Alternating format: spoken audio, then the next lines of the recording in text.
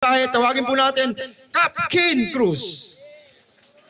Maraming salamat Sir Albert, sa ating presidente, Ma'am Baby, sa ating Vice President, si Ma'am Tina nandiyan, at syempre sa mga opisyales, ang Abrisosa, mga iba-ibang pamilya ho dito, natutuwa sila na ang mga trabado, at syempre ang ating principal, Ma'am Jonette Permites. Nakakatuwa ho na nandito ho tayo sa Mabini.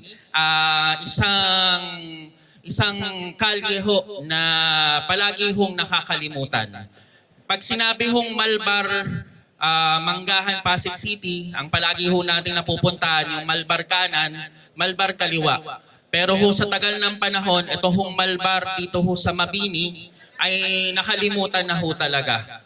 At ito hong panahon ho natin sa administrasyon ho ng bago nating kapitan ay pinilit ho natin magkaroon ng inventaryo ng mga drainage, mga kalsada, at isa ho sa na-identify po natin ito hong Malbar bilang napapabayaan na kanal at kalsada. Kung mapapansin ho ninyo, dati dito ho ay naiipunan ng tubig. Meron hong mga panahon na kahit hindi umuulan ay meron tubig itong kalsadang to. Pero ho sa pakikipagtulungan ho ni Vice Mayor Dodot Jaworski, Congressman Roman Romulo, Mayor Vico Soto, at syempre ang ating barangay kasama ho ang DPWH at ang ating city engineer, na isakatuparan ho natin ang pagsasaayos ng kalsada ho at drainage ho natin. Mahalaga ho ang inventaryong isinasagawa ho ng barangay at ng ating syudad upang malaman kung ano ho yung mga kailangan ho nating ideklag or kailangan ho ng program of works. Nakakatuwa ho, kanina naririnig ko ho si Vice at si Congressman Romulo. Kanino bang pondo ito galing? Sa congressman ba o sa city government? Nakakatuwa ho yung usapin na yon, dahil ibig sabihin ho, dito ho sa Pasig, hindi ho nag-aaway ang Vice Mayor, hindi ho nag-aaway ang congressman, hindi ho nag-aaway yung mga mayor. Hindi ho katulad, pumunta ho kayo ng mga karatig natin na bayan, gaya ng Marikina. Yung congressman, yung mayor, nag-aaway. Bakit? Dahil nagpapaunahan sila sa paggawa ng kalsada, dahil sila'y tumatakbot ng kakalaban, dahil hindi sila magkasundo, dahil nag-uunahan sila sa kita. Pero ho dito sa Pasig, maisisigurado ho natin na yung mayor, yung congressman, yung Vice Mayor ay nagtutulungan at hindi ho nag-aaway. Dahil unang-una, wala naman ho silang pag-aawayan sa kita. Wala ho silang pag-aawayan sa mga proyekto para ho maasabi na sila ay nauna o sila ang nagpagawa. Nakakatuwa ho na dito ho sa lungsod ng Pasig, binabago na ho natin yung sistema ho ng politika. Wala ho kayo nakikitang mukha, wala ho kayo nakikitang letra o insignia ng mga politiko dyan sa mga kalsada na dati-dating nakikita natin, hindi lang ho sa Pasig, kundi ho sa ibang lugar. At nakakatuwa ho dito sa atin na nagbabago na nakikisabay na ho tayo. Kaya ho, dito ho sa mga pagbabagong to, kailangan ho natin tong bantayan. Dahil ho, syempre, meron ho tayong darating na halalan sa 2025. At itong halalan na to ang magdidetermine ho ng prinsipyo ho natin. Lalo na ho, yung mga opisyal ng barangay. Bantayan ho ninyo kami.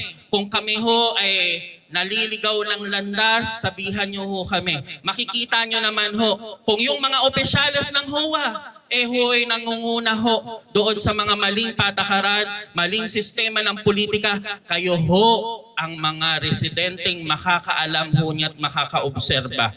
Dahil itong eleksyon na darating ho will determine our principles. At kung ganyan ho yung mga prinsipyo ho ng mga opisyal ng barangay, opisyal ng HOA, sa susunod ho, palitan na ho natin yan para hindi ho magpatuloy yung mga ganyang sistema. Hindi ho pwede na ang pagbabago ay nagaganap ho sa ating syudad, nagaganap ho sa ating barangay, at hindi ho sumasabay ang ating mga homeowners. Kailangan ho natin na sabay-sabay ang pagbabagong ito dahil ho kakailanganin ho namin ang tulong po ninyo. So, mabuhay ho ang Barangay Manggahan. Alam ko po na magiging masaya ho ang Mabini dito ho sa lugar ho ng Malbar.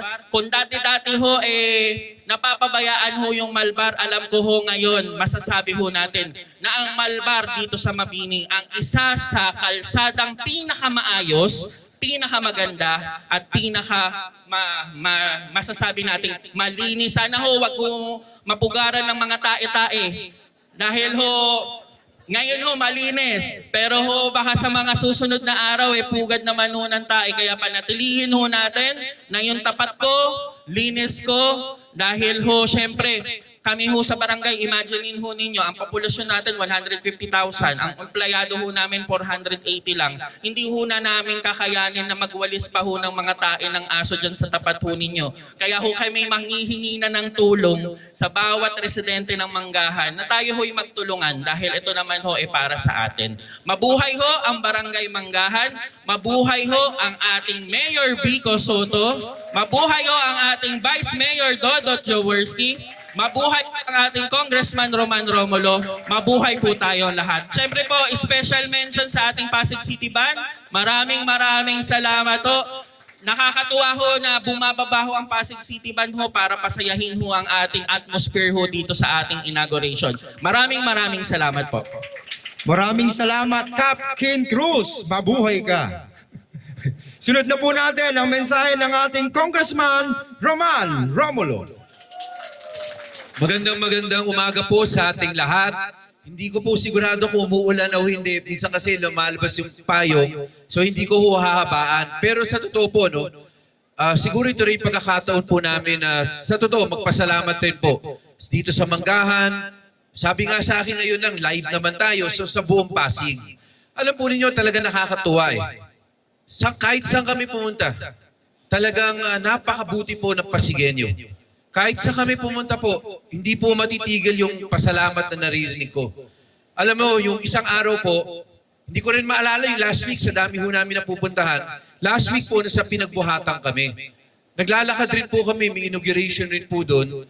Habang naglalakad po ako doon, talagang kahit saan ako pumunta, sasabihin talaga po ng mga nasa loob ng bahay, lalabas, sabihin na, pakisabi kay Mayor Vico, kay Vice Dodot, sa buong konseho, na maraming salamat na raramdaman namin talaga ngayon yung pagbabago na talaga nakakatulong sa amin. Sabi sa akin ng isang senior citizen, alam mo, Congressman, dati, pag December, talagang parusa rin.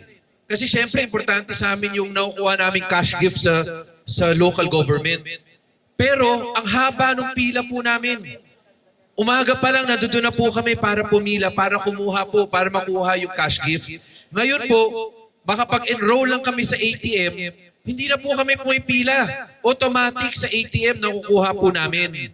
Sabi rin po, kinikwento rin po sa akin, nung isang araw po, nandun ako sa isang wake naman, sabi sa akin ng isang matanda doon, yung asawa niya may sakit.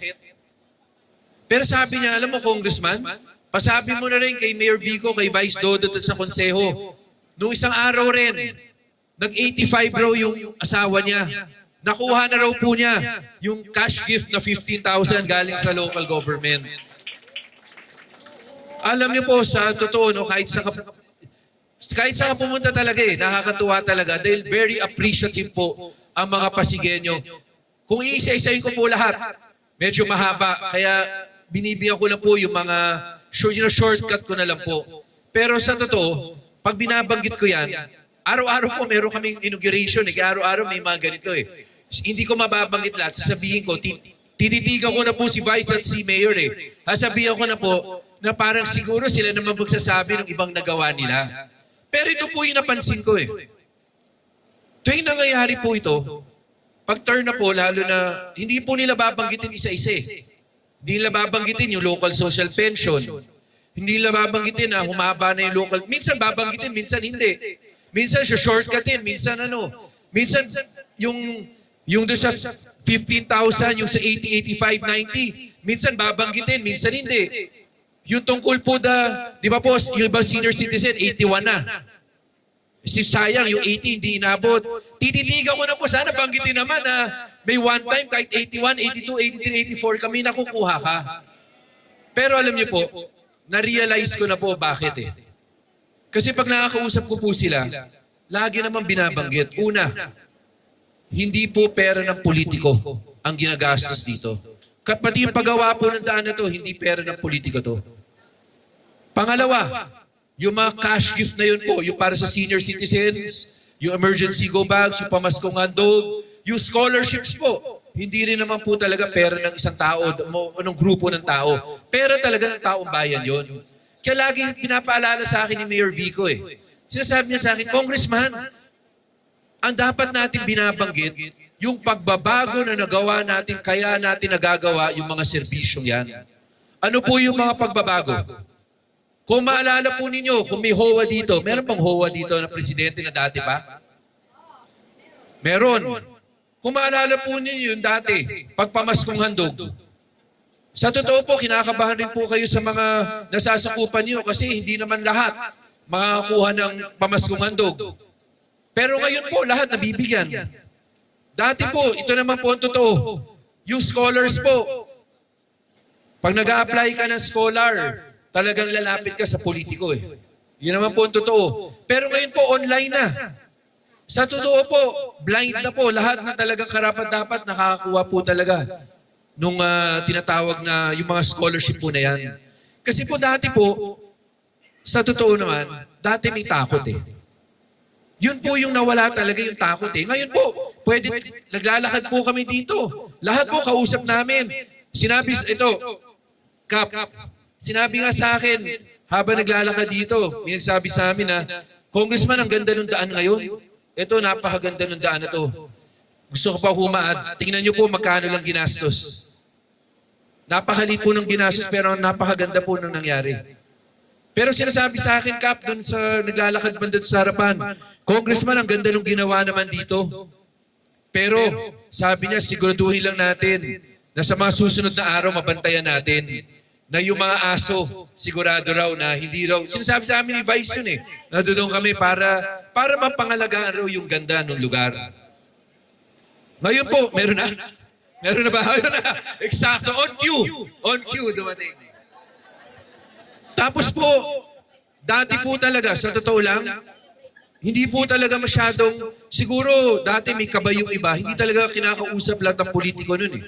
Pero ngayon po, nung naglalakad kami doon, sinabi po sa amin, sabi, narinig ko po eh, sabi, Mayor, Vice, bakit hindi niya naman pag-isipan yung kalsada namin, yung pangalan ng kalsada namin?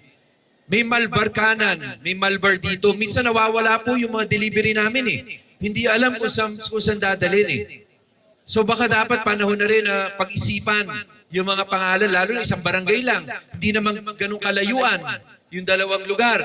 Pero ito po yung mga halimbawa na nakikita natin ngayon.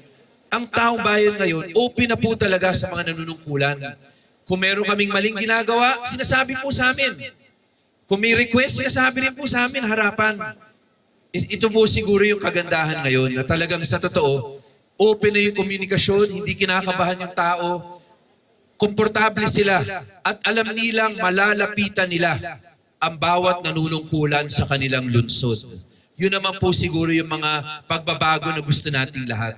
At sana po, sa tulong po ninyo, ay siguraduhin po natin marinig lahat ng hinaing ng taong bayan para magawa natin ang tamang paraan. Dapat po yung komunikasyon natin bukas lagi. Kaya siguro po ayoko na yung pahabain, baka biglang umulan.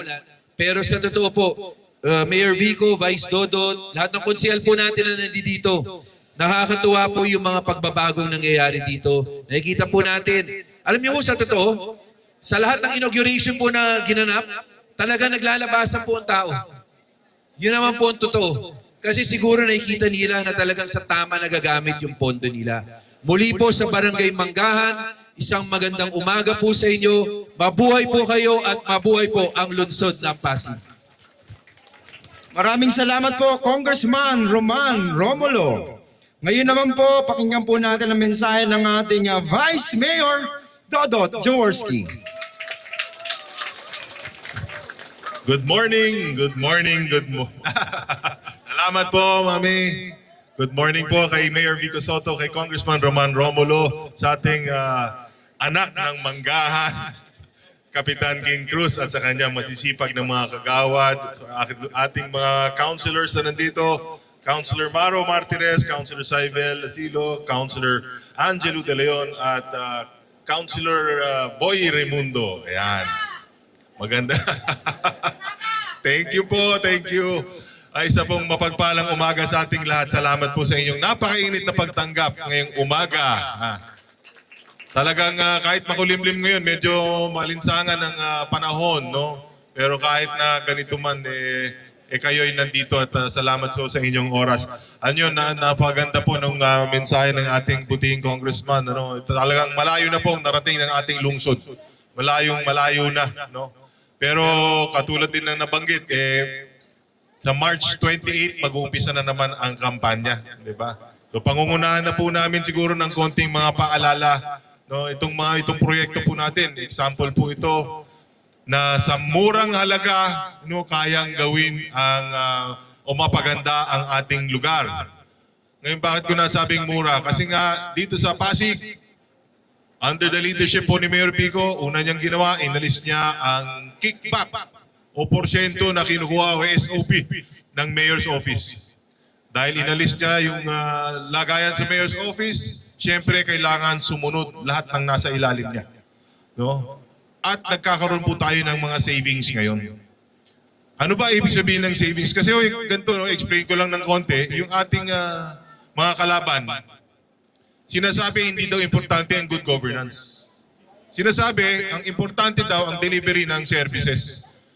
Pero para maintindihan po ninyo kung gaano ka-importante ang good governance o isang malinis na pamahalaan, i-rewind ko po ng konti ng history. No? Dati po nyo akong congressman Noong 2004, ang budget po ng Pasig noon, 2.8 billion. Fast forward naman natin, pag upo ni Mayor Pico, 15 years later, ang minana ni Mayor Pico, at 2019, 10 billion ang budget ng Pasig. Tinamaan tayo ng pandemya, tumayo si Mayor Pico ng good governance, kahit na nagbabaan ng koleksyon ng ating kapitbahay na lungsod sa Pasig, tumaas. By 2022, ang budget po natin nasa 13.5 billion. 2023, doon po kami umupo ng council na ito, 2022. 2023, first budget na in-approve namin, umabot na po ng 15 billion. The next year, 2024, lumaki ng 17 billion. This year, dahil tumatayo ang inyong gobyerno, ang inyong pamahalaan sa isang malinis na pamahalaan o malinis na plataforma ng serbisyo sa taong bayan, ang budget po natin nasa 22.4 billion pesos. Bakit po lumalaki ang budget natin? Una sa lahat, willing na ang tao na magbayad ng tama. Kasi alam nila, hindi ninanakaw ang pera ng taong bayan. Habang lumalaki ngayon ang pondo ng ating bayan, dumadagdag po ang serbisyo na kaya natin ibaba sa taong bayan. Pero, ulitin ko, ngayon malapit na naman po ang eleksyon, nagkalat po ang ayuda. Pansinin po ninyo yan, pagka meron ng eleksyon, dumadami yung pinamimigay.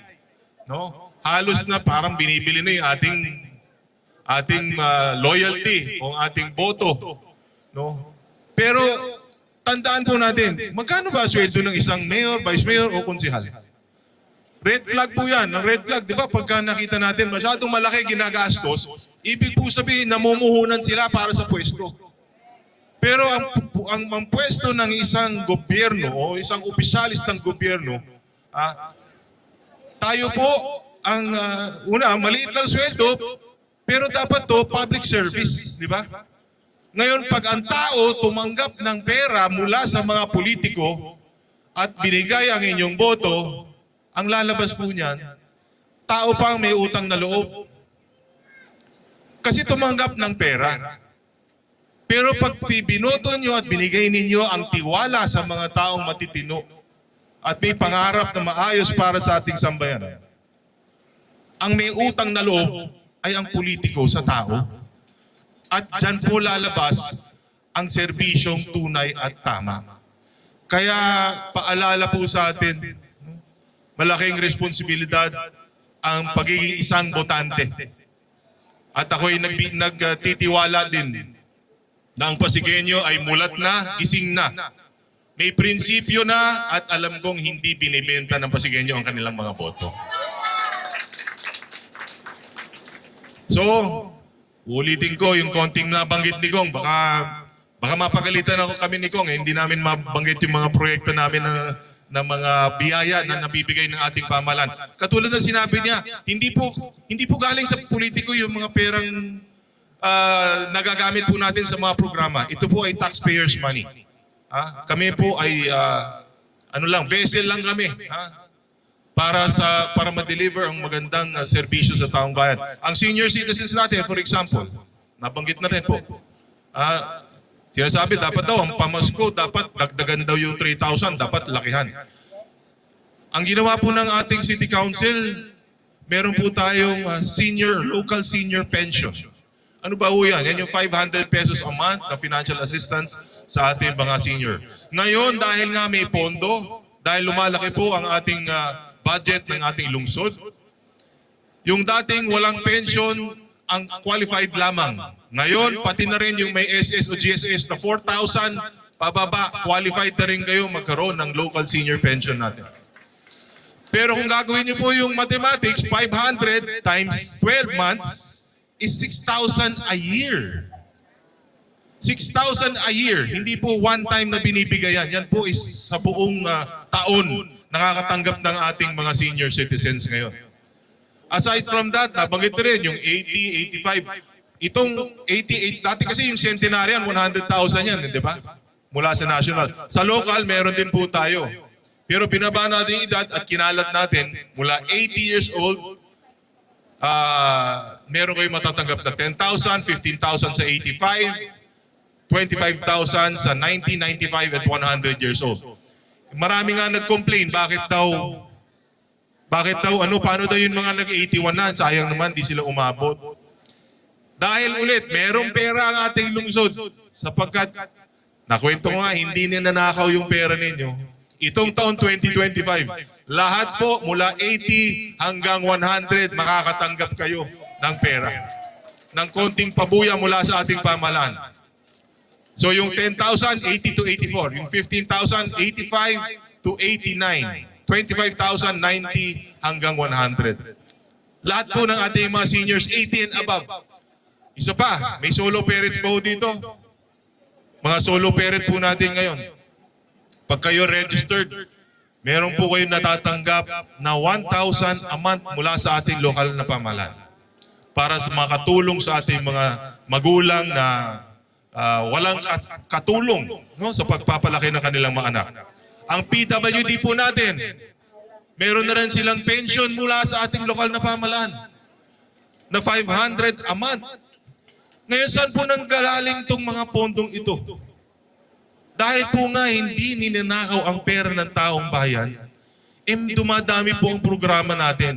Pero itong mga programang ito ay, uulitin ko, iba po ang ayuda sa tulong sa mga sektor ng nangangailangan ng tulong talaga. Bakit? Ang mga solo parent natin, mag-isa, walang trabaho, qualified sila. Kailangan natin sila tulungan. Ang PWD natin, mga bedridden po na PWD, kailangan pa talaga tulungan ng ating gobyerno. Ang senior citizen natin, priority number 1. Bakit? Dahil nag-ambag na sila sa lipunan. At habang tumatanda ang ating mga senior, panahon naman para ang pamahalaan naman ang siyang mag-alaga sa ating mga senior citizens. Kaya ito yung mga priority sectors natin.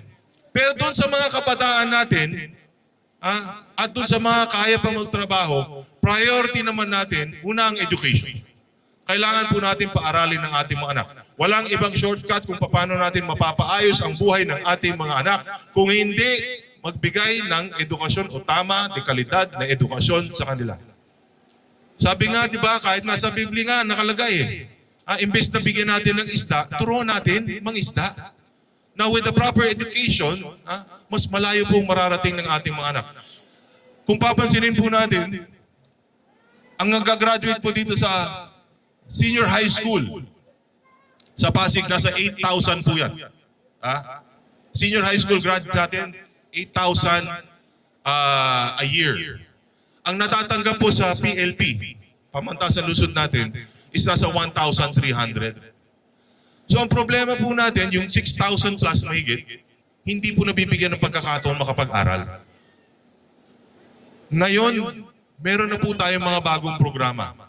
Ang bagong programa natin, itong scholarship program natin, ang tawag po ay Pasig City Pag-asa Scholarship Program, na nagbibigay pagkakataon makapag-aral ang ating mga anak mula sa hindi sa pinakamatalinong grupo, pero dun si pinakamahirap.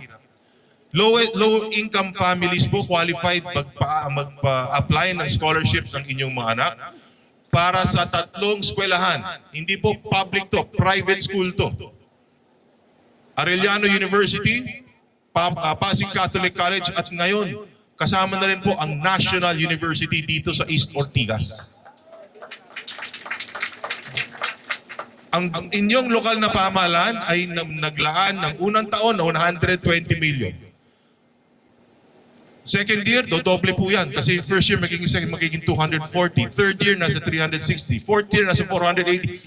Saan kayo makakahanap ng isang lokal na pamahalaan? Halos kalahating bilyong piso, inaalat po natin para makapagtapos ng kolehiyo ang inyong mga anak. Dito lang po sa Pasig. Bakit? Kasi alam namin, itong perang ito, hindi po sa amin. Ito ay dapat pera ng taong bayan, ibalik natin, invest natin sa kabataan natin para gumanda ang buhay ng kabataang Pasigenyo. Salamat, nanay! So, pero ulitin ko, kahit anong pagbabago ang gawin namin ni Congressman Roman Romulo, ni Mayor Vico Soto, sa aming mga konsehal, sa loob po ng City Hall, kung hindi po makikisama ang mamamayan, wala po tayong pupuntahan lahat. Kung iaasa natin lahat sa pamahalaan, wala rin tayong pupuntahan lahat. Kaya mag-iingat po tayo sa ayuda ulit. Wala pa ako nakilalang tao o pamilya na gumanda o gumara ang buhay dahil sa ayuda lamang. Pero sa edukasyon, sa programang pangmatagalan, sa mga pagbabago na ginagawa po natin, sa pagpapalakas ng mga institusyon ng ating pamahalaan, hindi pagpapalakas sa mga politiko. Ngayon, kahit kalaban ka, kakampi ka, bibigyan ka ng tamang serbisyo ng ating pamahalaan. Hindi ka tinatanong kung sinong binoto mo nung nakaraan. Gusto pa ba natin bumalik sa dati? Malayo na po ang narating natin.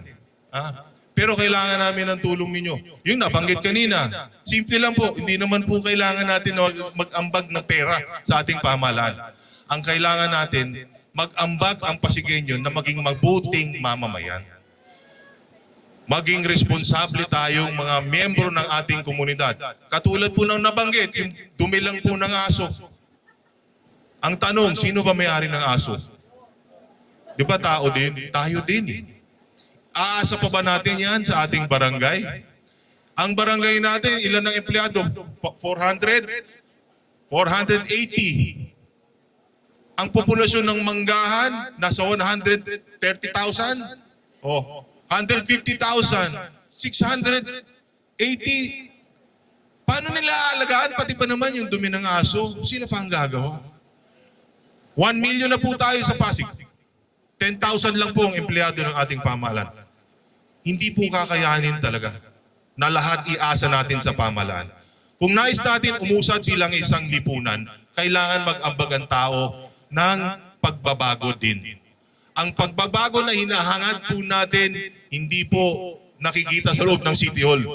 Nag-uumpisa yan sa ating mga salamin, sa ating mga sarili. Sa ating mga anak, mga magulang na nandito, turuan po natin yung mga anak natin na mahalin ang ating komunidad, mahalin ang ating bayan. Manood kayo sa mga sari-sari store. Pag may bumili ng candy, bumili ng biskwit, saan tinatapon ang basura? Diretso sa kalsada. Bakit po ganun? Dapat ang turo natin sa ating mga anak, pag meron kayong basura, ibulsa o itapon sa basurahan. Pag may nakita kayong kalat sa sahig, pinupulot yan. Bakit? Kasi ang Pasig, ang mga may-ari, hindi po si Dodot, hindi si Pico, hindi si Roman. Ang Pasig ay sa Pasigenyo. Maganda nga yung ating kalsada ngayon, maganda ang ating sidewalk, pero kung hindi po natin pangangalagaan ito, babalik na naman ito sa maduming lugar.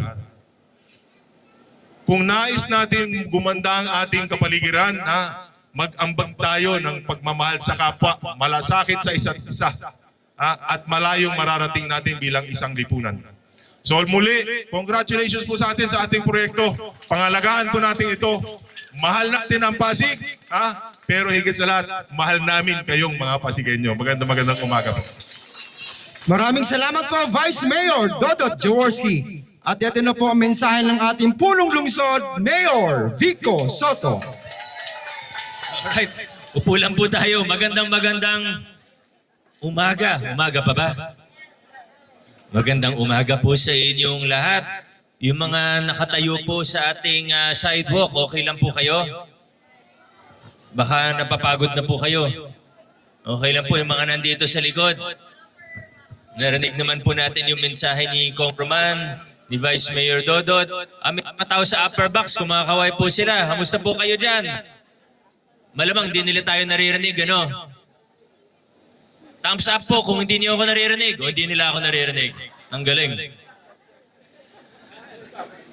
Yung mga nakaupo po, okay lang po kayo dyan. Salamat sa Pasig City Band, nagbigay ng kasiyahan ngayong umaga. Salamat din siyempre sa barangay officials na nakasama natin mula sa Oplan Kaayusan hanggang dito sa ating inauguration. Alam kong makagawad, alam ko ang dami yung event ngayon, sabi ni Kap. Pero ginawa nyo pa rin ng oras. Naglaan pa rin kayo ng oras para rito. Kap Gonsigin, maraming salamat sa lagi namang mainit ninyong pagtanggap sa amin sa Barangay Manggahan. Kasama natin ngayon ang ilan sa mga konsihal natin. Representing Councilor Cory, hindi po makapunta, may konting karamdaman. Councilor Boy Raimundo, of course, ang ating Councilor Angelo De Leon, si Councilor Saivel Asilo Gupilan ay nandito rin po. Terno kayo ng sidewalk, Consi. Kasama rin natin si Councilor Maro Martires. At ay, nandito ka pala. Hindi kita nakita. Si Councilor Buboy Agustin. Ayan. Sige. Unahin ko na po yung tungkol sa ating proyekto na kwento na naman po sa inyo. Nakita nyo naman kung ano po ito at natutuwa po ako. Nandyan yung mga engineer natin kanina sa likod. Mga engineer, nandyan po sila. Maraming salamat po sa inyo. Alam nyo, natutuwa po ako dahil una, medyo lang naman, medyo mabilis po yung pagkakagawa ng proyekto natin. Di ba nagsimula po ito pagkatapos ng undas? Tama po? Naalala niyo pa po ba? O bago pa mag-undas, nagsimula na po? Bago mag-undas, nagsimula na po. Pero natapos po yung kalsada mismo siguro ilang weeks ago. Tapos hanggang kanina, nag-retouch lang po sila yung pintura. Pero mabilis-bilis po yung pagkakagawa. Kasi nasa rin po yung haba po nito. Nasa humigit kumulang 320 linear meters din po ito. So may kahabaan din po siya. Yung kalsada, yung sidewalk, yung drainage po natin. At yung maganda po dito, talagang pinag-isipan. Hindi po tayo ngayon gumagawa lang ng project basta-basta. Pinag-iisipan din po talaga natin ng ating engineering department. Ang isa po sa importante dito, yung drainage natin ngayon ay may gradient o may slope.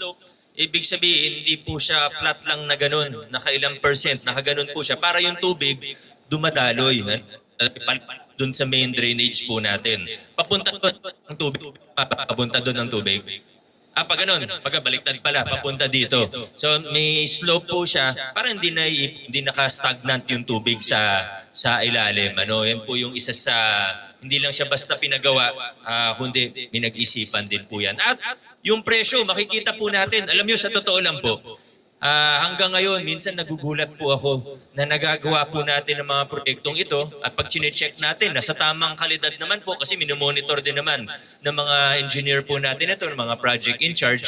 Nagugulat ako sa presyo natin minsan kasi minsan medyo mababa po talaga.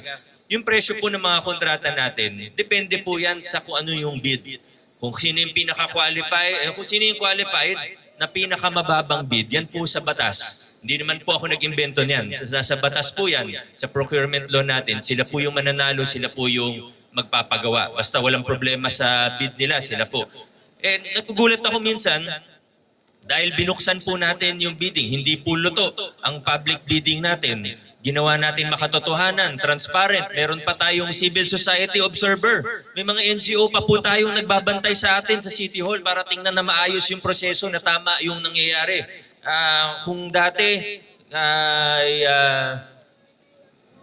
alam naman po natin, di naman sikreto yung mga kalakaran. Pero ngayon, nilinis po natin mula 2019, nagsibabaan yung presyo ng mga kontrata natin. Isipin po ninyo, at kung may nakakaalam po sa construction, o may kaibigan kayong engineer, kung may kamag-anak po kayong may construction business, tanungin niyo po sa kanila, 320 meters, kalsada, sidewalk, pati drainage na maayos, na paggawa natin sa halagang 2.7 million pesos lang po.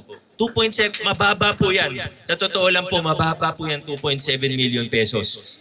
Paano po nangyayari yan sa ating lungsod? Nakwento ni Vice kanina, tumataas yung budget natin, epesyenteng koleksyon, handang magbayad ng tao ngayon ng tamang buwis. Pero kasabay ng pagtaas ng ating income, wala naman tayong tinaasan na buwis. Di ba? Yung amilyar natin, hindi tayo nagtaas kahit isang piso. Business tax sa ibang sektor, nagbaba pa po tayo. Yung maliliit na sari-sari store, hanggang 200,000 plus pesos per year lang ang kinikita, hindi na natin sila sinisingil ngayon ng business tax. Yung mga TODA po natin, sa renewal nila ng prangkisa, wala na po silang babayaran ngayong taon. Yan po, nagawa natin. Pero tumataas pa rin yung income natin. Kasabay ng pagtaas ng income natin, bumababa naman ngayon yung ibang presyo ng mga kontrata natin. Gaya ng pagpagawa po dito sa Malbar, 2.7 million 320 meters. Unheard of po yan. Talagang medyo mababa. Paano po nangyayari yan? Una, dahil pilit nating nilinis. Nagtulungan po tayo para magpakilala ng tunay. Hindi mababaw, kundi malalim, makabuluhan na pagbabago sa ating lokal na pamahalaan. Pangalawa po, kaya rin naman, binuksan natin, pero kaya rin naman nakakapag-bid ng mababa yung mga kontratista dahil tinanggal natin yung tinatawag sa gobyerno na SOP. Yung SOP, yan po yung automatic na kickback sa mga politiko. Ngayon po, walang kickback ang mga politiko, kaya pwede nilang ibawas yun sa bid nila. Ibig sabihin, kung may 20% na kickback, edi automatic. Hindi sila makakapag-bid ng 2.7 million. Edi dapat mga 3 point ano yan, di ba? Para meron silang pang kickback. Kung 3.5 million yung project, 700,000. Kickback lang yun. O baka mas malaki pa. Pero dahil tinanggal po natin yan, talagang nakakatipid po ang ating pamahalaan. At yung mga natitipid natin ngayon, this year, ngayong 2025, may matitipid na naman tayo na dating naibubulsa, dating pang-kickback lang yan. Ngayon naman po, pwede natin yan gamitin sa mga susunod na pagkakataon para sa ibang pang proyekto. So naka-standby lang, nasa bangko lang muna yan, kumikita pa nga ng interes para sa lungsod natin at gagamitin natin sa mga susunod pang pagkakataon. Pwede gamitin sa ibang programa, pwede gamitin sa ibang proyekto, infrastructure, social service, healthcare service.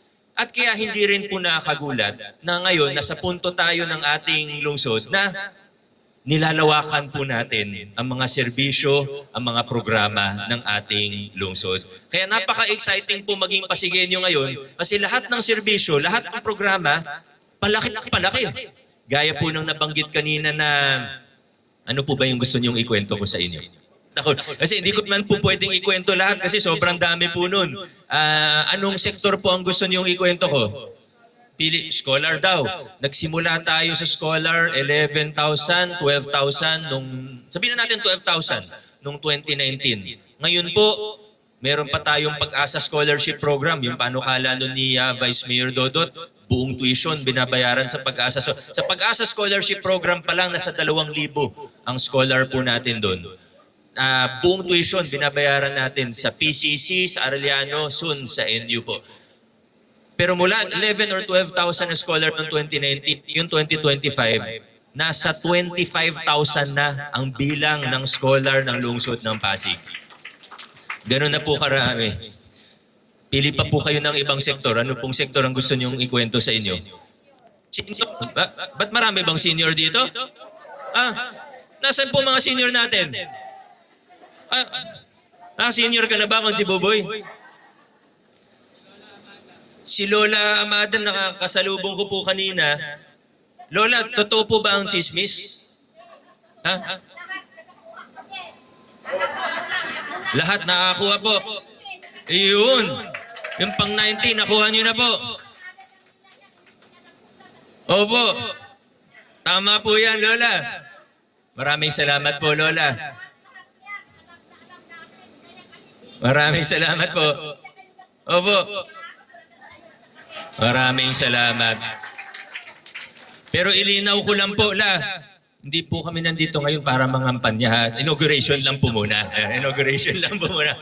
Pero hindi po yun yung chismis na tinatanong ko, Totoo po ba yung chismis? 92 years old na daw po kayo? 93 sa June 8. Magkabuan pa po tayo. Magna 93 na. Pero yung pang 90 years old po ninyo, nakuha nyo na po. Kasi bago ngayon, 15,000 na sa... hindi, 90, 25. Pwede pa kunin ni Lola yon? Yung ordinansa kasi, naipasa pagkatapos yun na makuha yung pang 90 ninyo Ibig sabihin, meron pa po kayong pwedeng kunin. Opo. Kasi, di ba dati, 90 years old, si Councilor Andy Santiago pa yun, nakasama ko sa konseho dati. Ang ginawa po natin ngayon, dahil nakinig po tayo sa mga senior natin, ginawa natin, hindi na po siya centenarian benefit lamang. Meron na rin po tayo ngayon, octogenarian benefit. 80 years old. 80 years old, may matatanggap na po. 80, 85, 90, 95, siyempre 100, meron pa rin po. Kaso, may iba pong 80 plus, 90 plus years old na lumapit po sa amin ng mga konsi po ninyo. Sabi nila, naku sayang naman, 83 na ako, 84. Hindi ko nakuha yung isa pang 80. Kaya ang ginawa po namin ni Vice Dodot, this year, pero this year lang po, kailangan kunin na po this year. This year lang po, pwede i-retroact mula dun sa unang kung anong bracket po kayo. Ibig sabihin, kung kayo po ay 81, 82, 83, 84 years old, this year, pwede nyo po kunin yung pang 80 years old. Kung kayo naman po 96, 97, 98, 99 years old, nalagpasan nyo yung 95, this year, pwede nyo po kunin yung pang 95 years old. Para ganun din po, yung 91, 92, 93, 94, nandun po kayo, pwede nyo kunin yung pang 90 years old. So dahil bago yung ordinansa ay meron po kayong makukuha pa. Opo, birth certificate o patunay lang po. Sa OSCA na lang po. Pwede tumulong yung OSCA coordinator po o yung OSCOM natin na may tao naman po tayo lagi sa barangay. Sina Kapkin lagi naman po nag-a-assist sa atin. Doon na lang tayo mag-inquire para po umuulan na at baka abutan tayo ng malakas. Iba ang panahon ngayon, Opo, tay. Yung binan niyo po, 94, i-apply po. Ngayon, this year lang po, pwede niya kunin yung pang 90 niya po.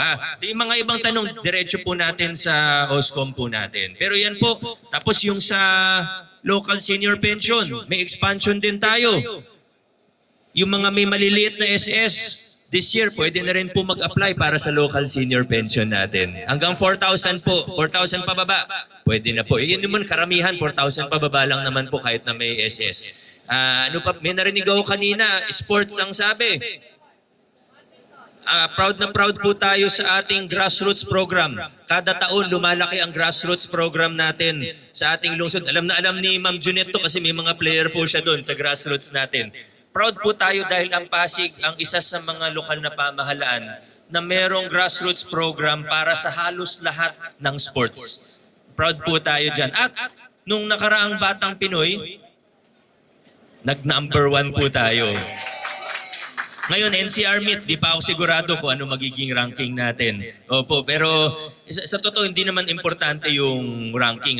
Parang bonus na lang po yan pag nag-rank tayo ng maganda. At sa mga nakaraang kompetisyon, lagi tayo mataas. Pero kasama yan sa programa natin na pwede natin tingnan na sa ilalim ng larangan ng edukasyon din po yan. Kasi para sa mga kabataan po yan eh. At nakakatulong po yan para mahubog ang character din ng ating mga kabataan. Kaya ang ibig ko lang po sabihin, kaya ako nagtanong po anong gusto niyo marinig na sektor. Kasi sa totoo po, kahit anong sektor na banggitin, meron improvement ng ating lokal na pamahalaan. Kahit ano pong banggitin yung sektor, opo, may mga kailangan pang pagandahin. Wala naman perpektong gobyerno. Wala pong perpektong tao. Pero kahit ano, confident po ako.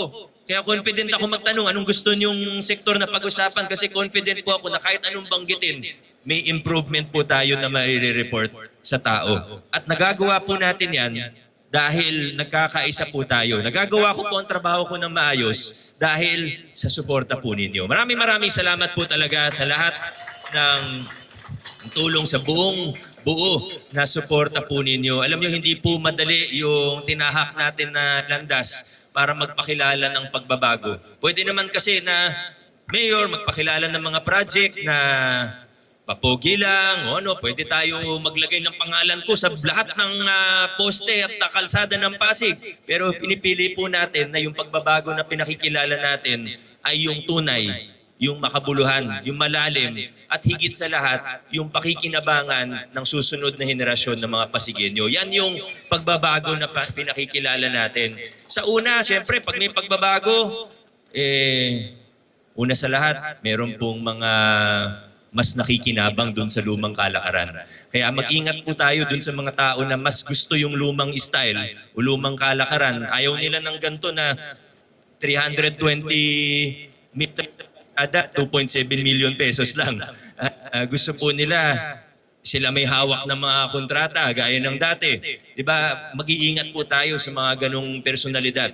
Hindi naman natin kailangan magbanggit na ng pangalan. Basta mag-iingat, maging mapanuri tayo. Yan lang naman po ang ibig kong sabihin. Ang layo na po ng narating natin. Sa una, syempre, yan nga po, may mga tututol. Hindi lang sa una, talagang may mga tao na gusto tayong iatras. Kasi mas nakikinabang sila dun sa lumang kalakaran, sa dating. Pero ngayon, ang layo na po ng natin. Kung nung una, may mga pagbabago tayong pinakikilala. Halimbawa po, naalala niyo po dati, may mga yellow card at blue card yung lungsod natin. Isa sa una kong ginawa nung naupo ako, tinanggal ko yung yellow card at blue card. Nung una, may mga nagalit po sa akin. Lalo na yung ibang senior, nagalit sila. May benepisyo akong nakakuha dyan, bakit tinanggal? Sabi sa akin. Pero pinaliwanag ko. Hindi tayo nagalit, pinaliwanag natin ng maayos. Kaya natin tinatanggal yung blue card at yellow card dahil ayaw natin na iilan lang ang nakikinabang sa serbisyo ng pamahalaan. Dapat kung anong kaya ng center, kung anong kaya ng ospital natin, kung anong kaya ng mga opisina ng LGU na ibigay na serbisyo, hindi yung kung sino yung mas may oras para maglakad, para may card siya, o kung sino yung may kaibigan sa loob ng opisina, siya yung mauuna. Hindi po. Ngayon, pagpunta po kayo sa ospital natin, hindi po kayo hahanapan ng ID. Basta qualified kayo, no balance billing po kayo para sa lahat. Basta residente ng lungsod ng Pasig, qualified po. Hindi na kailangan ng card. Punta kayo sa mga pag may serbisyo ang pamahalaan, medical man yan, no iba. Hindi po kayo hihingan ng special ID. Hindi tatanungin kung botante po kayo. Diba? Nakapunta na po kayo sa mga pasilidad natin. Tinanong po ba ngayon kung botante po kayo? Hindi po. Bawal po yan. Pag may nagtanong po kung botante, pinagagalitan ko po. Bawal po yan. Hindi po hihingin ng precinct number ninyo. Basta ang importante, nakatira sa Pasig, residente na tunay ng Pasig, i-extend natin ng serbisyo kung ano ang kaya, kung anong pwede, kung ano ang meron. Matik na po, hindi na kailangan. Ayaw na natin ng sistema ng palakasan. At yan nga po yung sinisimbolo ng ating paboritong pamaskong handog. Yung pamaskong handog natin, yan yung naging simbolo eh. Yan yung naging simbolo na hindi yung kung sino yung leader, dun idadaan, kung sino yung favorite organization, mas marami yung natatanggap. Pantay-pantay ang tingin ng ating pamahalaan sa ating lungsod. Tinanggal ang takutan, tinanggal ang palakasan. Simbolo lang po yung pamaskong handog, pero yan po ang ginagawa natin ngayon sa bawat larangan, sa bawat sektor, sa bawat opisina, programa, proyekto ng ating lokal na pamahalaan. At ulitin ko po, hindi po ako magsasawa, ulitin ko po. Kaya po natin nagawa yan sa lungsod ng Pasig. Bagamat sinasabi ng marami na imposible. Nung una po ako naging mayor, sabi sa akin ng mga iba, ay hindi pwede yan. Kailangan idaan mo sa leader mo. Hindi pwede yan, kailangan ganito. Hindi pwede yan, kailangan may kickback, kailangan alagaan yung ganyan, kailangan ito yung uunahin. Marami tayong ginawa mula 2019 na sinasabi noon ay imposible. Imposible daw sa gobyerno, imposible daw sa Pilipinas, imposible daw sa politika. Pero sa tulong at sa lakas ninyo, napatunayan natin na yung mga sinasabing imposible na yan ay kaya natin gawin at ginawa po natin sa lungsod ng Pasig.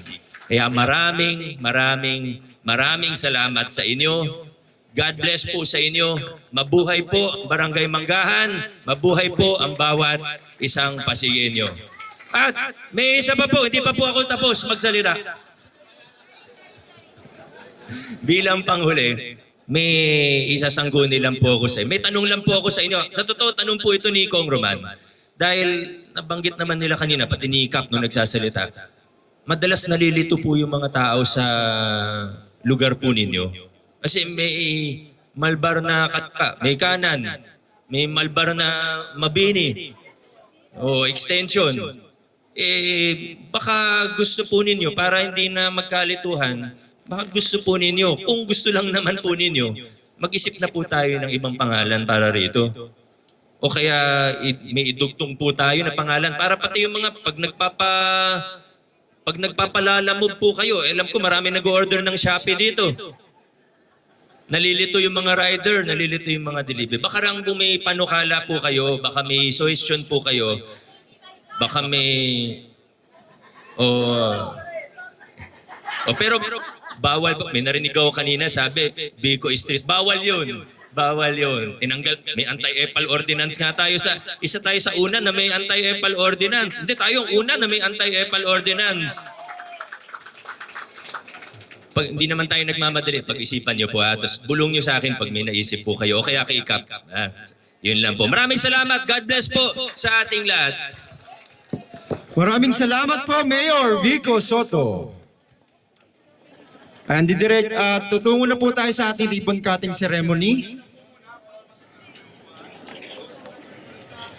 Susundan po ito ng blessing ni Father Gab.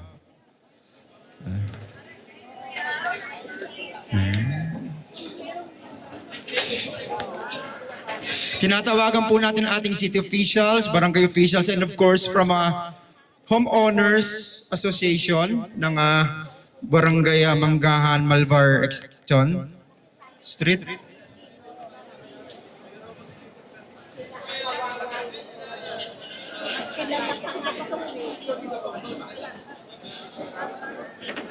Yes. Sama natin si Mother.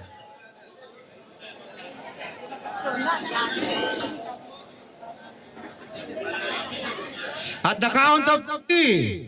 1, 2, 3. Congratulations, Barangay Manggahan, Malvar Street. Tinatawagan po natin si Father Malvar para po sa ating blessing. Pakiabot po natin yung ating mga candles. In the name of the Father, and of the Son, and of the Holy Spirit. Christ, the Son of God, came into the world so that he may gather the scattered children of God. Whatever leads into uniting people among themselves agrees with God's plan. This infrastructure, the roads and the drainage, eliminate separation and bring together those separated by mountains, rivers, and far distances. Let us therefore call upon the Lord so that he may bless their constructors and strengthen with his aid their beneficiaries. A reading from the Holy Gospel according to John. Glory to you, O Lord. Jesus said to his disciples, I am the way, the truth, and the life. No one comes to the Father but through me. If you really knew me, you know my Father also. From this point on, you know him, you have seen him. The gospel of the Lord. Praise to you, Lord Jesus Christ. Good morning, Vico, the Mayor. Good morning, Vice Mayor Dodo. Good morning, Congressman Romulo. And the barangay captain. Good morning. I'm so humbled to be here today, again to bless the good work of the government of this barangay. Recently, I blessed one, and this is a manifestation of the good work of the officials and the dividend of democracy. We thank the Lord, we bless the Lord, because you have leaders that work hard, you have leaders that care, you have leaders that provide for the needs of the people. The roads, the drainage, and everything makes life easy for people. And so we thank the Lord for all He has been using your officials to do. And we continue to pray that they will not even relax, they continue to do more. And we pray that you continue to support them, because one good turn deserves another. Amen? God bless you. Let us pray. Almighty God, you are not far from any place, and you keep safe in your fatherly protection all who trust in you. With your grace, lead all who pass along this road, this street, by going ahead of them and travel with them, by following their journey, so that with your help they may be defended from misfortunes and be able to fulfill their desires and reach happily their destination through Christ our Lord, together with the Holy Spirit, forever and ever. Amen.